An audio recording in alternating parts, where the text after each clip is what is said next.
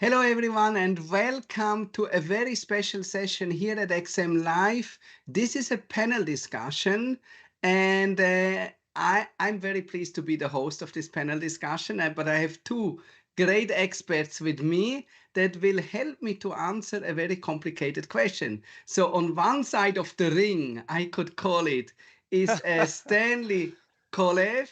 And on the other side of the ring is Frank Soleder, and they both will help me to understand what is a safe haven. And I tell you guys, I had a session with one of our hosts, Anna Maria, and she started to ask, what is a safe haven? And I thought, okay, this is easy to answer. And then I start to struggle more and more and more and more. And people started to ask questions. And I recognized it's not so easy to answer. So we thought maybe, this is something I have to ask other experts. I alone can't really answer that. And so here we are,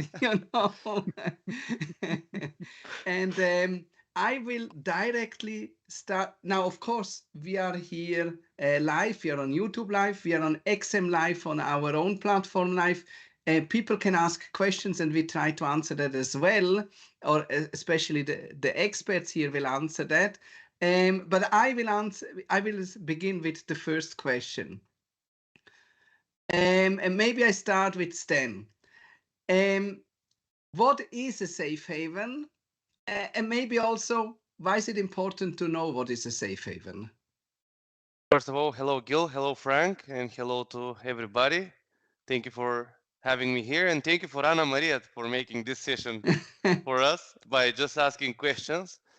Um, if we have to look at the safe haven as um, a particular explanation by a book or something like this, we'll have to summarize it by being an asset that is expected to either maintain or increase its value during unprecedented or uncertain times.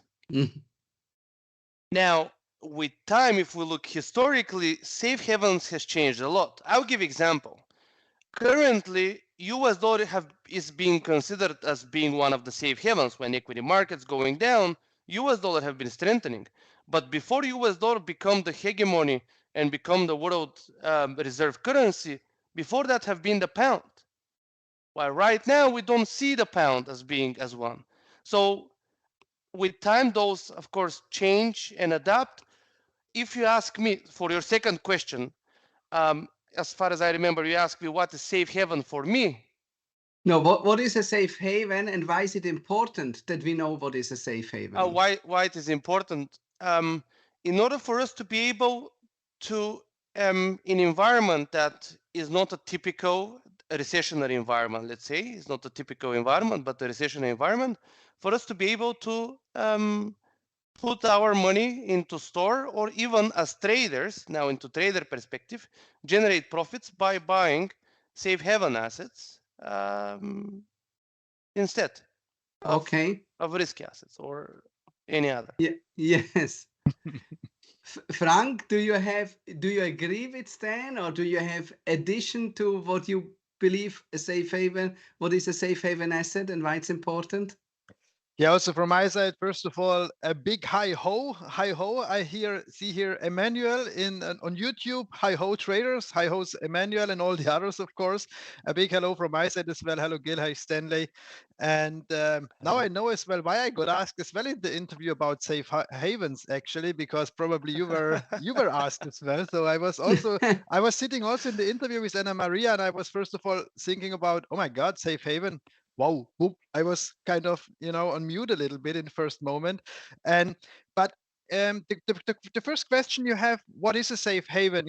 It's very interesting because um, if we are thinking about why we need it all a safe haven, what has to come that a safe haven is needed. So and when I'm associating a haven, then I'm thinking about an ocean. I'm thinking about like a place where a boat is coming from the ocean, and then the ocean can have different kind of states. And when we are talking about safe haven, that means like the the vessel or whatever boat you are driving on the ocean was going through a storm or is at the moment in unquiet waters, let me say. So, and if we transfer this to the financial markets, then if safe haven is coming to speak, it must be unquiet markets. That means there has to be a storm from for whatever reason, and this can have different kind of circumstances, right? I mean, it can have the financial politics can have an impact, geopolitical situations can have an impact, inflationary developments can have an impact, pandemics we recognized or we learned now the last years can have an impact. So everything actually what is influencing our everyday life in a way that we are feeling anxious, that we are feeling like panicking, that we are feeling scared, this is leading us then on a road where we are thinking about, oh my god, what can I do now to rescue this what I have, that it's not going to be lost.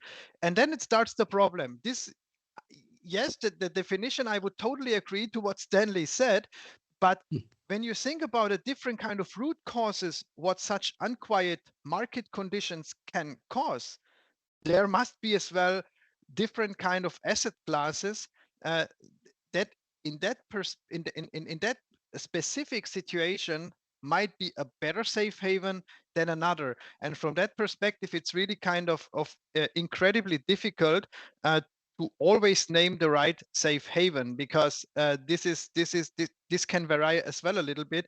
But in general, the definition I would agree on with what Stanley said, that a safe haven is considered an asset, whatever it is, that is keeping the value in stormy waters in the financial markets. I think this I would be totally agreeing with. But what I hear between the lines is that depends which crisis it is, Yeah, probably the safe haven is something different. Do I understand that right?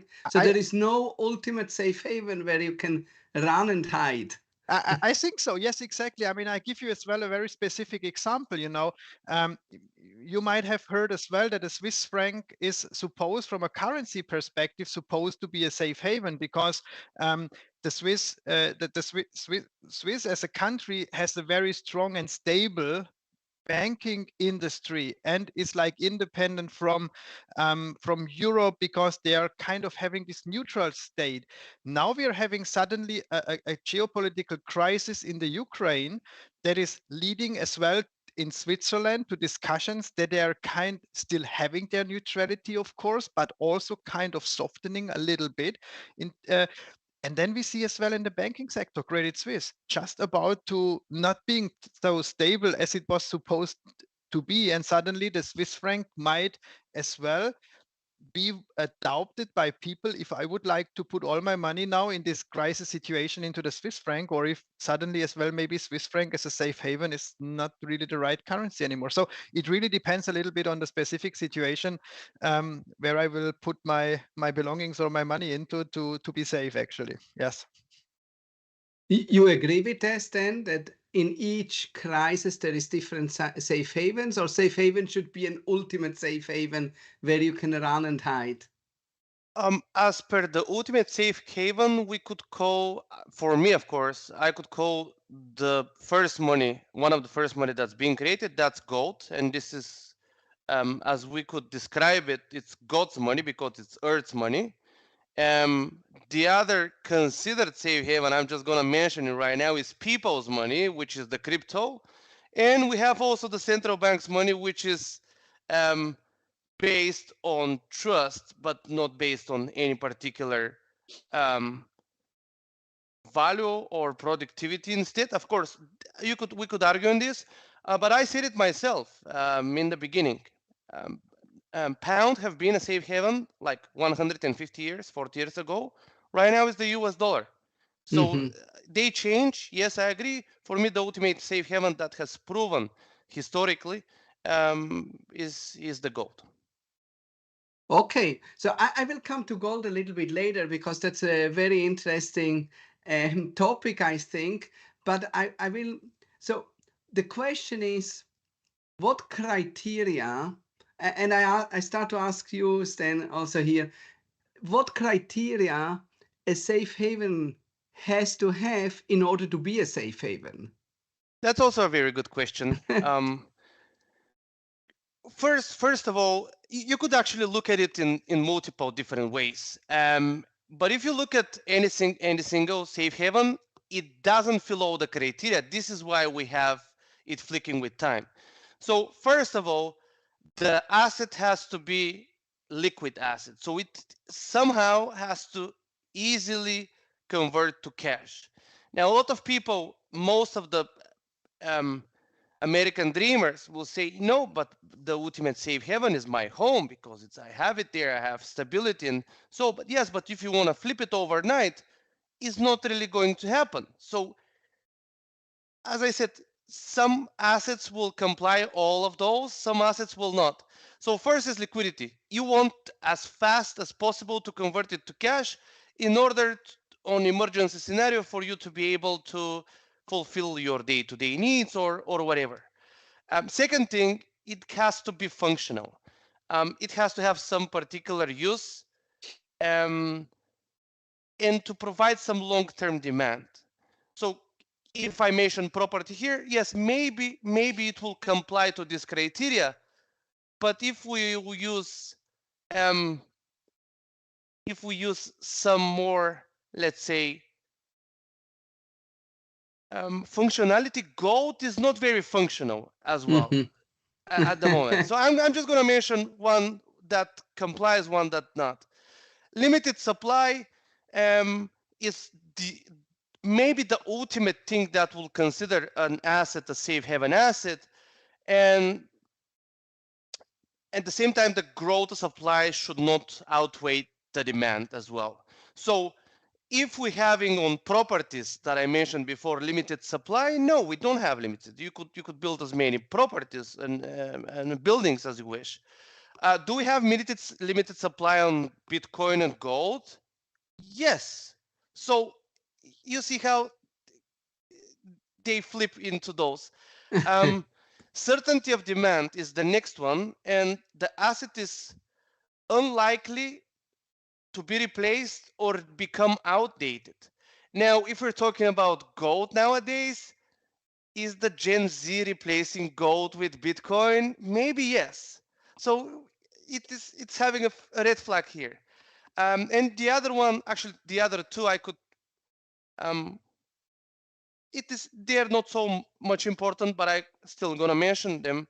One of them is the permanence. The asset should not decay or rot over time, which means that it must be real tangible asset that is not expiring. And here you say, okay, but my house or apartment is gonna be after 100 years not not fine enough for living, but gold will have the same value 100 years, Bitcoin as well. So it's a little bit tricky, this one. And the next thing is the volatility, which is so. We'll consider the more volatile an asset is, the more the less it is considered as safe haven. Now you're going to say, yeah, but gold is performing great on recessionary environment. Yeah, but you're going to say that, okay, but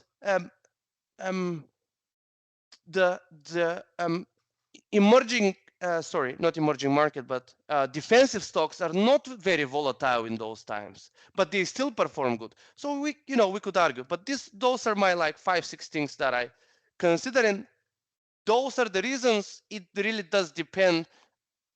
First, what is the catalyst of the recession to see which asset could perform good, and then based on the criteria, what will be the asset that we pick. Okay. By the way, I just want to shortly answer. Dudu says, hello, Mr. Sentimento, indicator shark, and Mr. Pass, why you don't have one? So I have an indicator, and that's mostly the COT report. Yes, Mr. COT report, Sam is saying it. That's my indicator. As far as I know, it's not a COT wizard. Yes. So we all have our, additional help that we take additionally to the technical analysis. And I will, so Frank, I will come to you. So yeah, Stan, he said, It has to be liquid, the asset, in order to be safe haven. It has to have some functionality, limited supply, and maybe volatility.